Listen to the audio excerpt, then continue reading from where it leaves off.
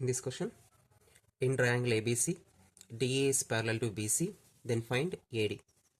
ఇక్కడ ఫిగర్లో ఏబీసీ అనేది ఒక ట్రయాంగిల్, డిఈ అనేది బీసీకి ప్యారలల్గా ఉంటుంది.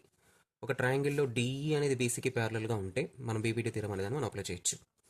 బీబీటీ థీరం ప్రకారం AD by dB is equal to AE by EC అవుతుంది. మనం ఏడి ఫైండ్ అవుట్ చేయాలి. ఏడి బై డిబి వాల్యూ ఇచ్చేస్తున్నారు, it is 7.2 is equal to AE value 1.8 by EC value 5.4.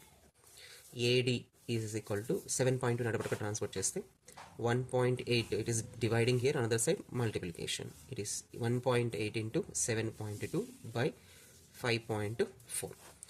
1.8 18 అనుకుంటే 5.4 54 అనుకుంటే 1.8 టేబుల్లో 1.8 1s are 1.8 3s are cancel పోతుంది.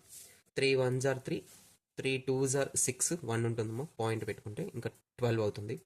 3 4s are 12 అవుతుంది. Then AD is equal to 2.4 centimetres అవుతుంది.